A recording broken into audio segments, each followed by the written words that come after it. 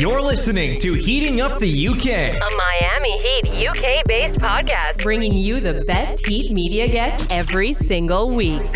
Here's your host, Dan Healy. Brought to you by the Miami Heat UK social media network. Enjoy the show.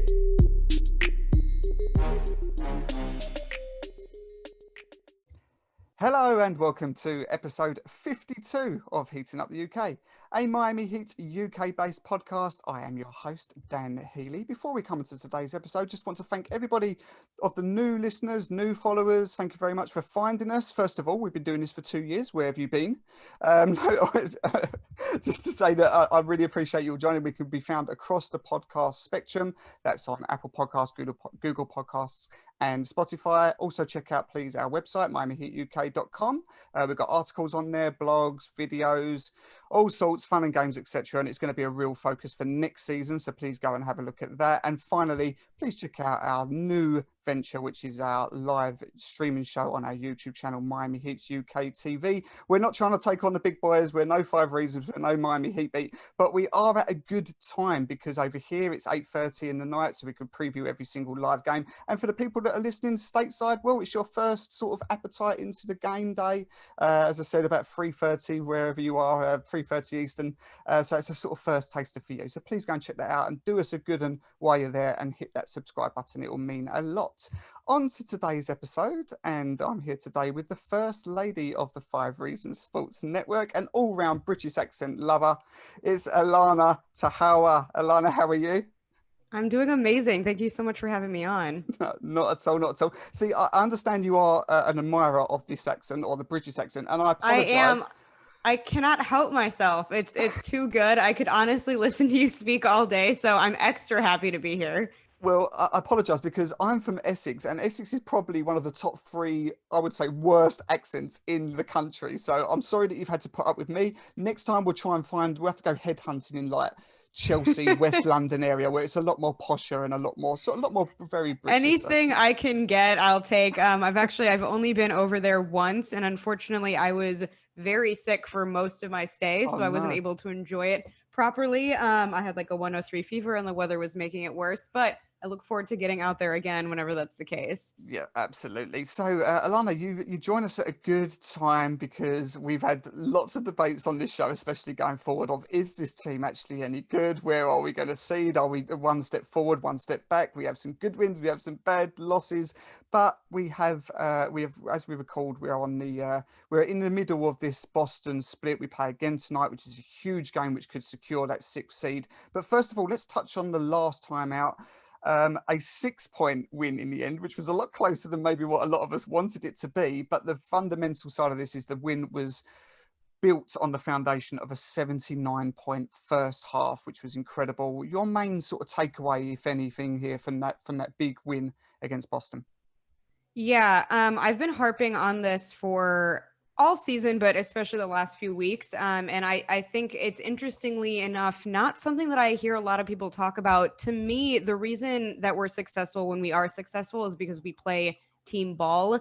I know a lot of people, especially this season, kind of harp on the fact that this team is only as good as, Jimmy and Bam are in the moment, but I actually disagree with that. I definitely see them as our 1 and 2, and I think that they do need to lead the team. They need to be, as aggressive on both ends of the floor as possible. But for me, and especially looking at, kind of the offensive spread out in terms of this last game, everyone was contributing in one way or another. And I think that's why we ended up, pulling it off. Was I scared for a little bit there? Yeah, to be honest, I thought we weren't going to be able to come back. And even though, I always say a win is a win, it was not great to see us completely collapse. And I don't know if we just got ahead of ourselves because we were up by so much, or I don't know, if we ran out of steam, but that can't happen again. I think it's a great learning lesson though. And I'm not expecting to see that happen again tonight. Yeah, it's one of those things, isn't it? Because a big win is both comforting and incredibly scary all at the same time, and especially against Boston, because we saw them do it just the other day against whoever it was, where they was up by or down by 30 something and then came back to win the game. So that maybe had been in the back of some of the players' minds. But Boston do have that habit of always coming back and making a run, especially at home. I felt okay with it. I thought that it was always going to come back at some point. I didn't like how it how close it did get, but I felt like there was always this sort of reaction wherever it got down to around that 10, 11, 12 point mark. Bam and Jimmy especially, they would suddenly take control. Bam was clutch in that mid-range. He was hitting those shots, and Jimmy sort of took over a little bit because that first half, I think it was the first half, I think Jimmy only had one field goal at that point, and it was everybody else doing the work. And that sort of brings me on to my next sort of question here, Allana, is do you feel like we know what Jimmy can do? We know that he can control the game, dictate the tempo, score when he wants to, but is more sort of this, I'll make sure everybody else is having a good game. I'll assist. I'll that's what the Jimmy Butler is. But he doesn't really care about his own box score as long as the win comes. But do you feel like he needs to have these games where he does take over on a scoring front? Now, don't get me wrong. He had a 26-point game, 11 assists, 8 rebounds. So that's a good, solid game. But do we feel like going into the playoffs now, we're going to need Jimmy to start hitting that 30 point mark to get us over the line, because we can't just keep relying on the rest of the field to do it as well as they did against Boston? Yeah, I think that personally, I would rather him kind of make that decision depending on how the game is going. I am someone who's more reactionary than kind of forward thinking or needing necessarily, the same attack or plan of attack every game. And I think he's really good at that. I think he steps up when he needs to step up. I think to your point, he does look to make the guys around him as best as possible, first and foremost, before he kind of takes over. I think he'll be looking to do that a lot more in the playoffs. I think one of the reasons that Jimmy is such a great fit for this team is, at the end of the day, regardless of kind of what era we're in, it does really seem like the Miami Heat are more so a playoff team than a regular season team, for better or worse. And I've debated this with a ton of people. Me and Michael were talking about this in our latest episode of our pod too. To me, I'm not someone who wants to throw away the regular season, and it doesn't matter what happens there, and only, how successful you are in the playoffs is what counts. But I do think that this team, for better or worse, kind of takes things up a notch. And I think we will see Jimmy do that. But at the same time, I do think that he's kind of the type to fall back and preserve that unless it really needs to be go time for him.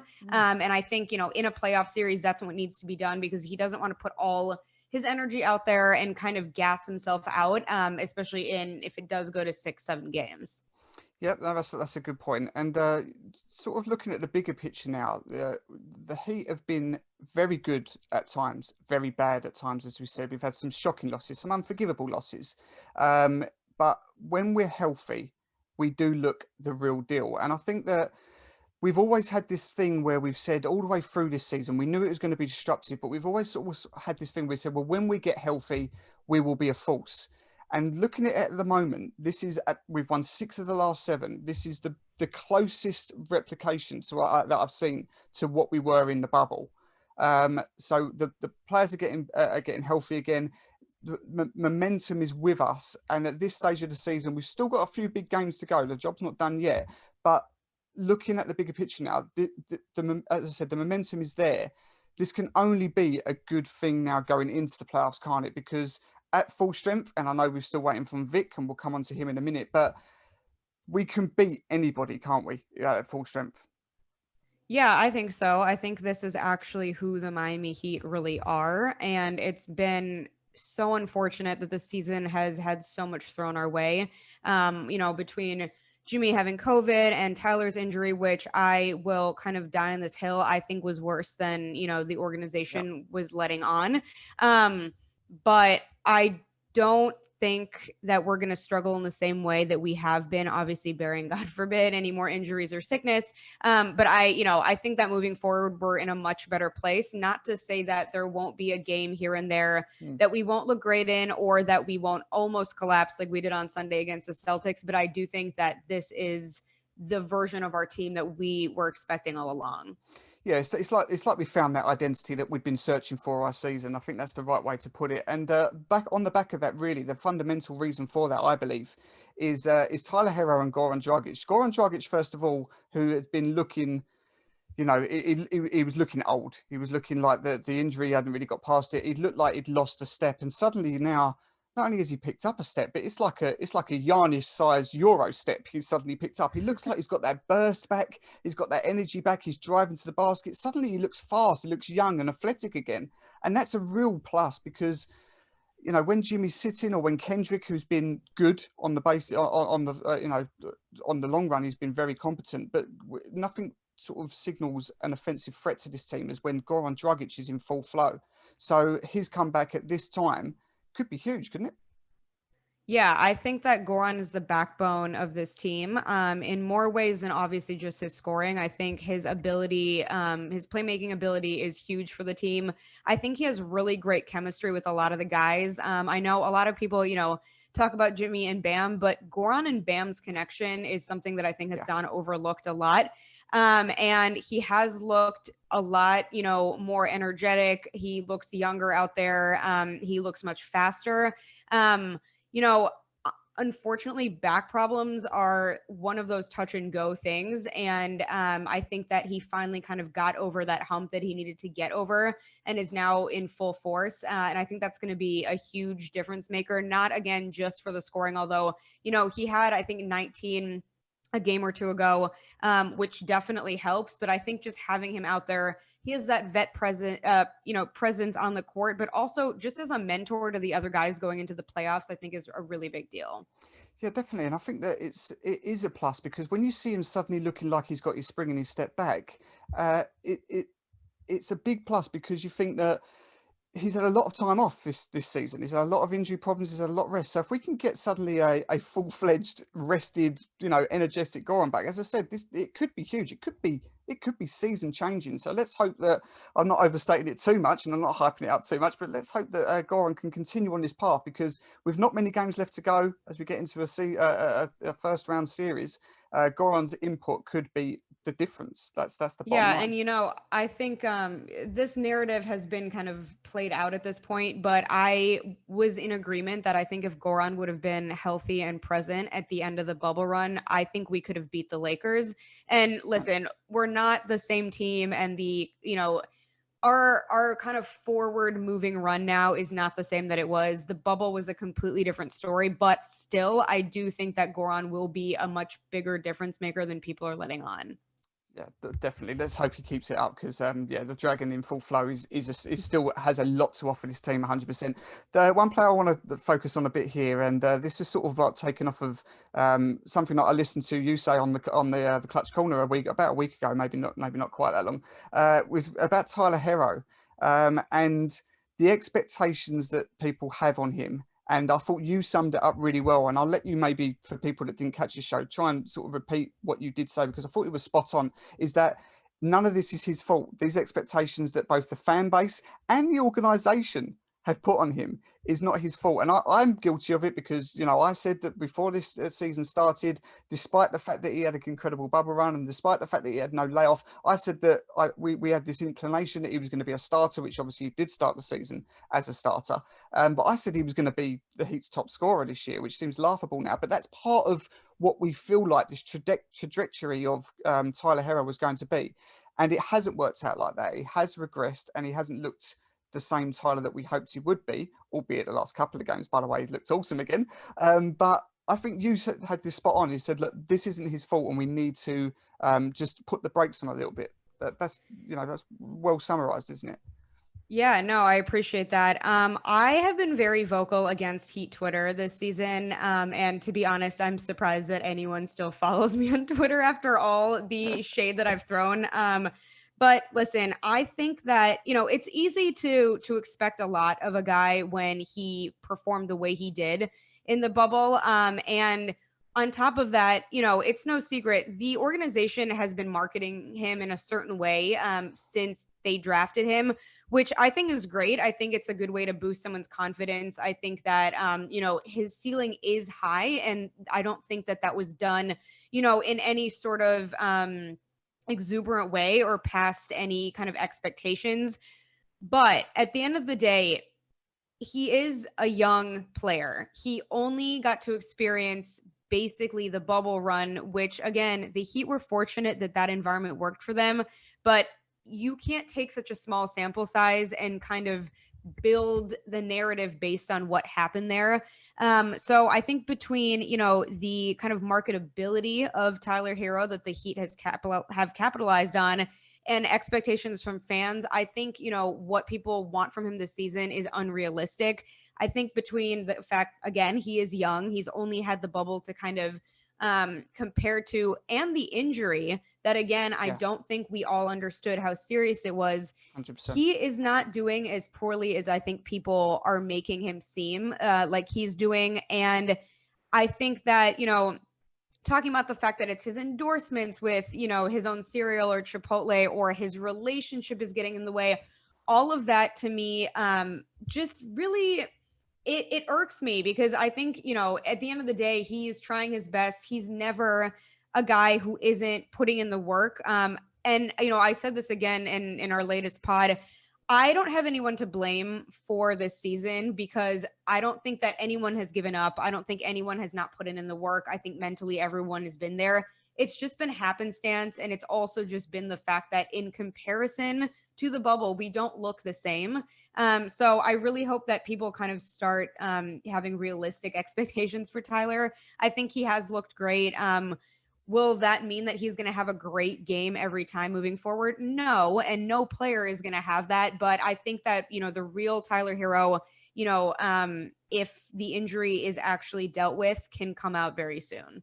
Yeah, I think that's really, really well summarized. I think the foot injury has obviously been a concern for him, and it's something that I think you're right that I don't think anybody understood that it was as bad as maybe what it has been, and it's kept him out for several games. And even when he's in, he's obviously managing that. Now, having said that, the last couple of games he's looked awesome again. He's looked a sniper. He's looked clutch. So we're going to go and get all ahead of ourselves again, but we have to be prepared to accept that this season every player has had his ups and downs, apart from probably Jimmy Butler. Every single player has had these slumps, and Tyler, I think that the expectations have been unfair, and I think that it got heightened in the fact with the James Harden trade scenarios, the fact that a lot of people just assumed it was we didn't want to give up Tyler Herro. They seem to forget about all the other pieces and all the picks and draft capital that Houston wanted as well. But people just seem to label that all on, well, there you go, Heat fans overrating Tyler Herro again. So I think it has been an unfair expectation of him, and I love to see him have a strong finish to the season, get some rest, get an off season behind him, and hopefully ready to go again, because he's 20 years old. He's 20 years old. And the thing is, I don't really think I've touched upon this anywhere else yet, but I'm a firm believer that people's personalities play into this, for better or worse. 100%. He is kind of a flashy guy, and he's not arrogant by any means. And I actually don't even think he's very, loudly spoken by any means, but between his style and kind of the endorsements that he's taking on, and just the fact that I do find him pretty unique, especially in that league, I think that's actually hurt him in terms of kind of the marketability, because again, certain players get latched onto for certain reasons, his personality being part of it. And I think because he has been so front and center, even, the Tyler snarl is something that no one will ever forget. I loved it. It was my phone background for a while. It will go down in history as one of my favorite Heat moments. But something like that happens, and then people are like, oh, well, look, he's so cocky. He's so full of himself. He thinks he's the greatest. And it's not that. That's just the guy who he is. But people read that a certain way. And so they're like, well, if you're acting this way, you better back it up. So I think that is part of it, too. Obviously, we're all human. We're all going to make judgments. But for some reason this year, Heat Twitter has really gotten ahead of themselves, I feel like, with Tyler. Yeah, definitely. And as you say, not just Heat Twitter, it's those things that you just brought up there, the fact that his lifestyle, his girlfriend, his endorsements, and that snarl done, even though we loved it, it done him no favors in terms of how the rest of the fan base sort of looks at him, because it's almost like this. I think before the season started, ESPN or one of these rankings, top 100s had him at something like 48 or something like that, which or might have even been 38. I think it's all of these things that, again, things that aren't really his fault, but is all part of the reason why with that regression he's been targeted, and I don't think that's fair. So I was keen to get your thoughts on that, because I thought when I was listening to you bring this out. I thought that it was very well summarised. So that's great. Now, one other thing that player that we need to talk about before we move on to matchups and playoff seedings and so on, Duncan Robinson it's been a strange one because shooting wise, I think it was always going to regress. I don't think he was going to get that free ride that he did in what was pretty much his rookie season. I know it wasn't his rookie season, but it pretty much was. He was on no scouting reports. He wasn't going to get that again. So I think that was always going to come down, which it has. But having said that, his defensive side, his cutting, his basketball IQ, the fact that he's saying that he can see the game more, or the game's slowing down for him, as a player, he has improved exceptionally to what he was last season, despite the shooting, which we know what he's for, has obviously regressed as we thought he would do. He's a guy that has played every single game. He doesn't stop running around that perimeter. Is there an argument to say that despite the shooting going down, which is his main asset, he could be our most improved player this year? Yeah, absolutely. And I will be the first to call myself out. I was ready to get rid of him at the trades. I was that person saying I would rather keep Tyler, and it was nothing against Duncan. And I, would have loved to keep him around. But my argument at that point was that he was one-dimensional. And, when the shots weren't falling, he was kind of a liability out there because defensively, he wasn't really pulling his weight. And, he was kind of a one-trick pony at that point. And if the 3-ball wasn't working, there was no reason to have him in. And on top of that, knowing, we were going to have to pay him upwards of, now they're saying 20, before it was 16, somewhere between, I would say, like the 16 and 22 range. I was, my vote was to keep Tyler. With that said, I think that the trade deadline was kind of a wake-up call for him. Not to say that he's sitting there listening to what all of us are saying, but I think it changed him in a way. And I think it's visible even if you look at his games before and after the trade deadline. He has gotten so much stronger on defense. I think, obviously 3-point shooting is still his bread and butter, but he's going in for those layups. He's trying to move the ball more. To your point, everyone has his number now. And I think he wasn't used to that in the beginning of the season. He kind of got a free pass before because no one had him on scouting reports. No one knew what he could do. The beginning of the season, I think he struggled with that. I think he wasn't finding his shots. But now he's found a way to kind of work around that. And I do think he deserves all the props in the world. Definitely. I totally agree with that once again. And having said that, then, as you just pointed out, I think it was Woj that was saying that there's going to be teams sniffing around that 20 million mark. With the Heat looking to, I don't think there's much of a secret here, but Kyle Lowry looks like that might be an incoming deal in the summer. He was going to command quite big money. We don't know what's happening with Vic yet. I'll get your opinion on Vic next. But with that said, then, there might not be enough money to go around here. So what did the Heat do here? At this point, if Duncan continues, I would say pay him. I don't know if I would go over 20. I can't remember. We were talking about this on Clutch, and I believe I said that I would pay him about 16.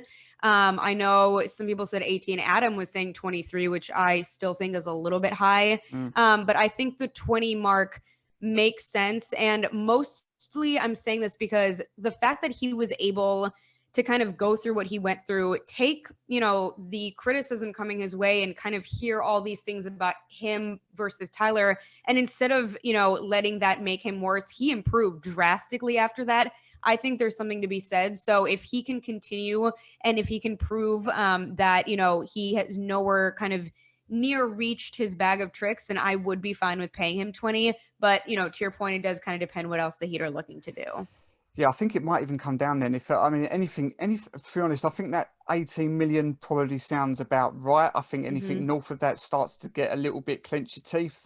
It might come down to Robinson or Oladipo. What do you think here on Vic? Because no one really knows. I know Ethan was on with Ira on Onside Radio earlier, and they was both saying, give it a 20% chance maybe that we'll see him again in the Heat uniform. What does that suggest? Does that suggest that we're saying goodbye, or do we think that he's maybe looking to protect himself for a bigger payday elsewhere? Does he want to be in Miami? We think he does. Therefore, does he need to take less? What's your initial thoughts? I can't hold you to it because no one knows. What's just your initial thoughts?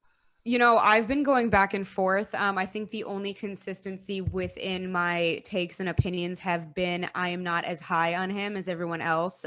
Listen, I think we came out of that deal obviously as the winners because we gave up nothing. So I'm not trying to say that I don't think we should have done it or that I regret it. With that said, and I was part of we had like a half-day trade deadline show and everyone was so excited. And I was still sitting there like, guys, he's injury prone. He's not the guy that he used to be. And unfortunately, and I'm sorry I was right, look what happened. And, I don't know the extent of how much him sitting out is that he's not ready to come back or he's trying to protect his trade value. I don't know if they're just waiting for the playoffs. I really don't know what to think at this point. What I will say is, if I were them, I wouldn't play him until the playoffs. If he is ready to come back, I would still sit him until the playoffs. And once the playoffs do start, I would definitely bring him off the bench. I do not think that I would trust to have him in as a starter, and it would be very limited minutes. At this point, if he doesn't come back, I would say within the first round, I would just lean towards the fact that he is not going to be remaining in Miami, because I just don't see at that point why you wouldn't kind of, empty the clip and have him just do what he does or as much as he can.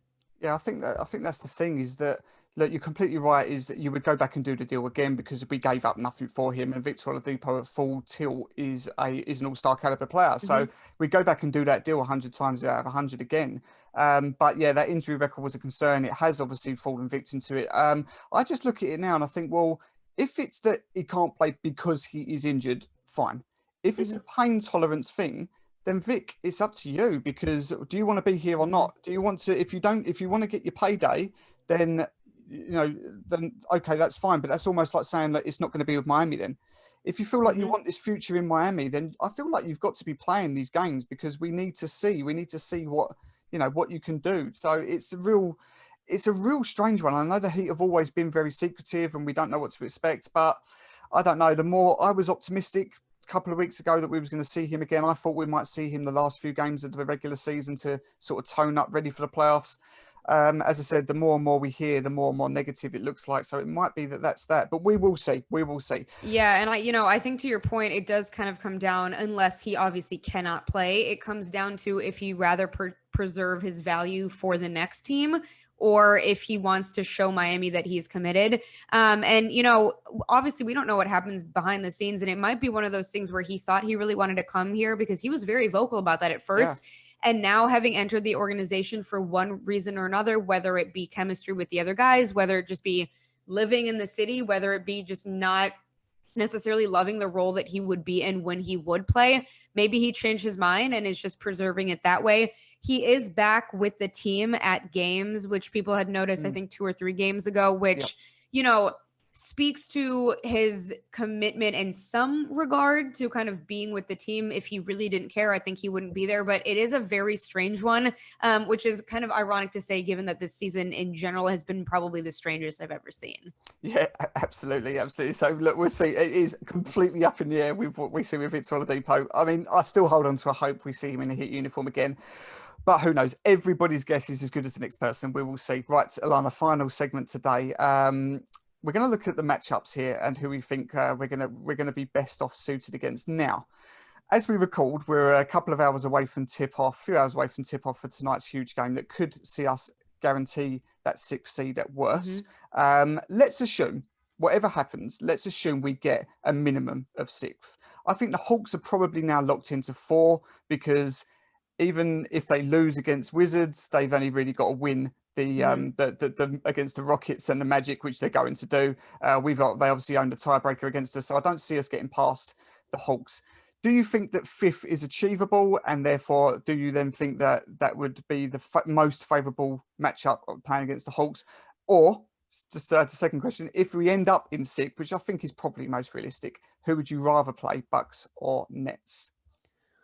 I think 5th is achievable. However, just because of the way this season is going and there is no consistency on this team, I'm going to assume we're going to stay in 6th, which, to be honest, I would be fine with, but I would rather play the Bucks than the Knicks. And I think that's kind of an unpopular opinion. There is just something about the Bucks. First of all, them in the playoffs, they become a worse version of themselves. And I know that this team is not the same team that was last year and the year prior to that, but there is just something about Giannis in the playoffs that just isn't as crisp, isn't as sharp, isn't as determined almost. I feel like it's kind of, there's so much weighing on him going up until then that it's almost like when he gets there, it's not the same. I also just think we match up well against them. Now, obviously, Holiday throws that argument out the window a little bit because I'm not really sure defensively how we are going to cover him.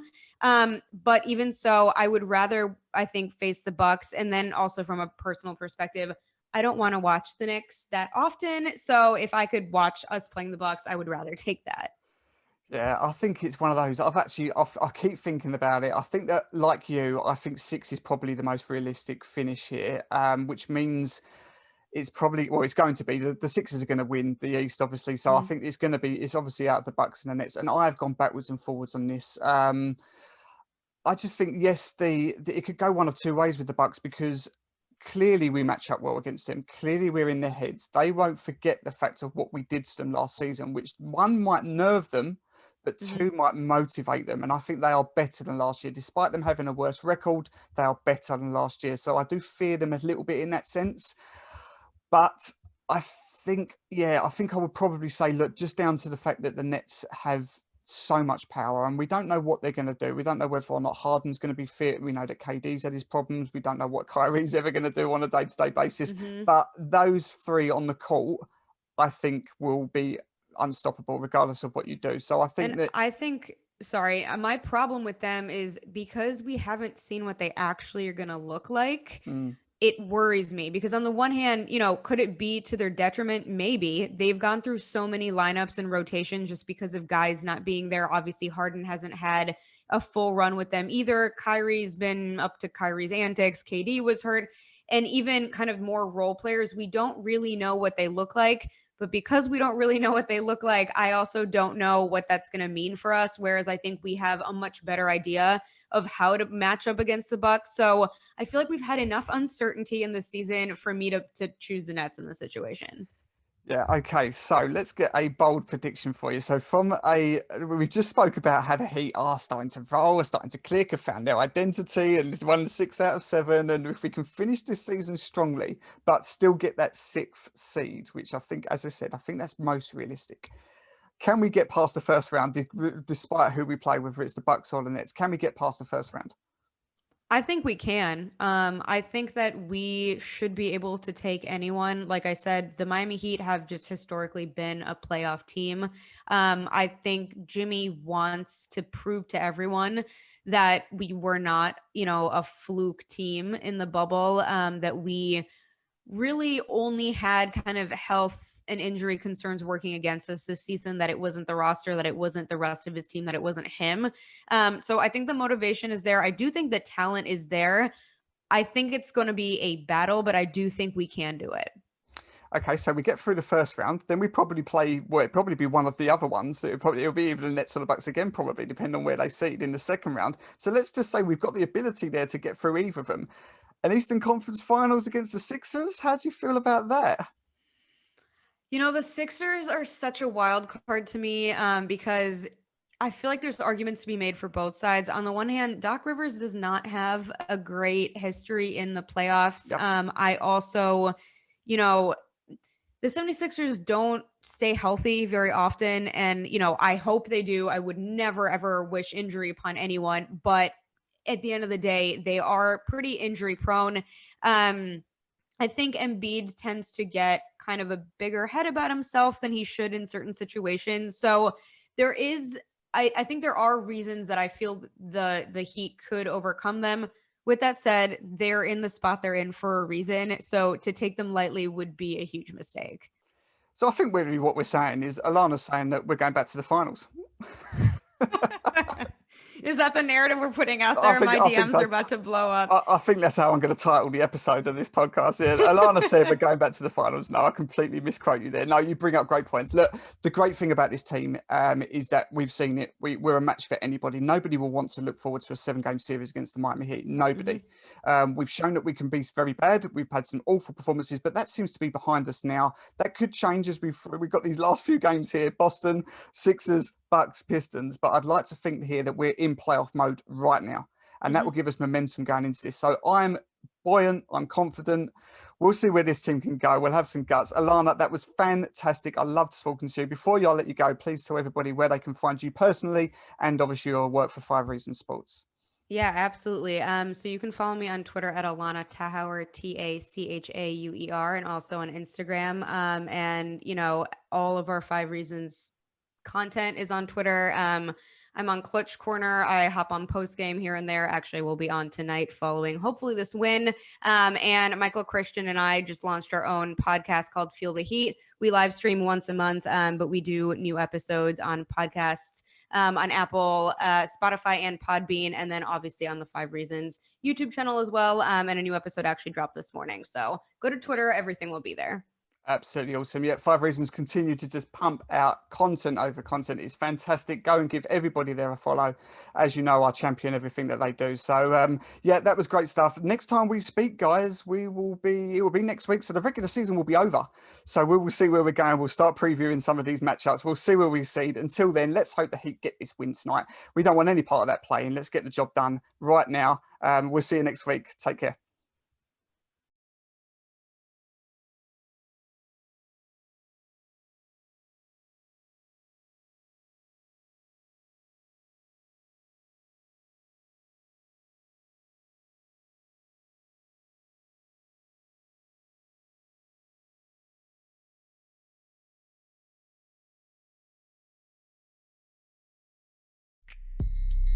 You've been listening to Heating Up the UK. Be sure to subscribe on Apple Podcasts, Spotify, and Google Podcasts to ensure you never miss a show. Also, go give us a follow on Twitter, Instagram, and Facebook by finding our page at the Miami Heat UK. And subscribe to our YouTube channel, Miami Heat UK TV, for our latest shows and fun content. That's your Miami Heat from across the pond covered. Thanks for listening.